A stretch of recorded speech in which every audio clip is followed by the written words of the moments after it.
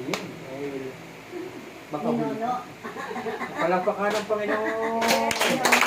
Hey! Ano ba? No? Tunay nga na buhay ang ating Panginoon. Narinig ninyo ang mga mensahe ng pagpapala, ng kasaganahan. Oh, na tayo ay hindi iiwanan ng Diyos sa ating mga kaaway. Tayo ay Kanyang ililigtas. Amen? Amen. Amen ba? Amen. Amen ba? Amen. Amen ba? Amen. Palakpakan ng malakas ang ating Panginoon. Yan. No, kailangan maraming palakpak. Tandaan mo yun.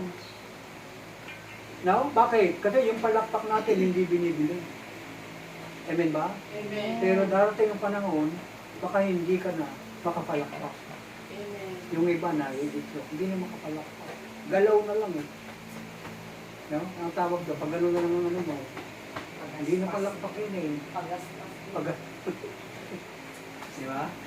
Patunog na lang. No? Paingay, ganyan. Pero ang palakpak, ito.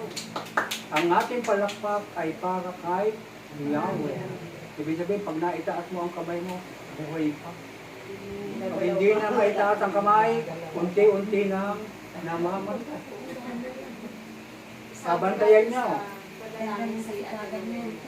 Kaya nga po. Yeah.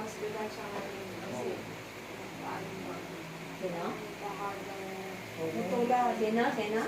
Yung dati, nakita ko dito. May paaka tapos tuloy. Nakita ko No, kaya nga po yan, ang sinasabi natin. O siyempre, si Lorena, yung ano, yun,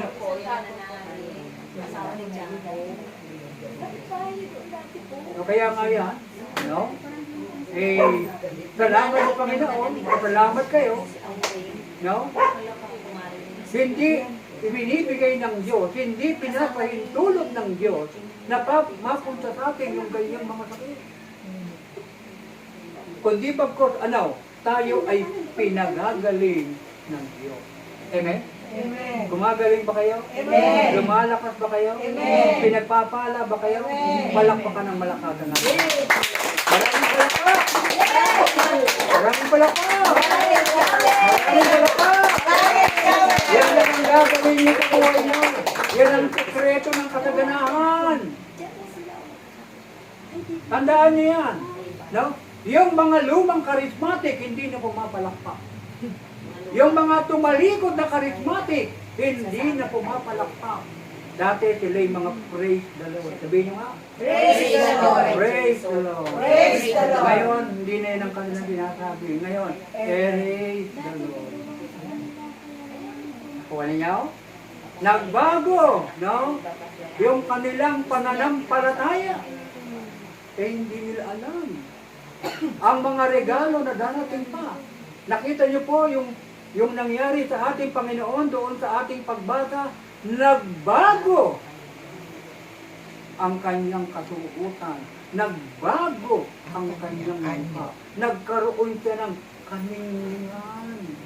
Sabi niyo nga po, kaninningan. Bakit siya nagninning? Bakit siya nagliwanag? Brother, ewan ko. Diba? Siguro sasabihin nyo, dapat siya nagninning. No. Oh, kasi hiwaga yan eh. Amen ba? Amen. Oh, sino makasasagot ng inyo? Hiwaga yan. Oh, kayo ba magniningning kayo? Ha? Siyempre. Pagniningning kayo sa tamang panahon. Oh, no? Nagliliwanag ang inyong mga mukha. Nagliliwanag ang inyong kasuotan. Oh, at yan ang nangyari sa ating Panginoon. Buhay pa siya, patay. Buhay. Buhay. Ha? No? Siya ay nagniningning. Buhay. Katulad ni Mama Mary. Kung ngayon, pag nagpapakita si Mama Mary, kita dito Fatima, di ba? Ano sabi ng tatlong bata? Okay. Ang ganda-ganda naman niya. Ang ganda-ganda niya. Nagliliwanag ang kanyang mukha. Nagliliwanag ang kanyang katuutan. Oh, si Mama Mary. Kuno na. May latest na. Ha? Makikita ninyo yung mga sorpresa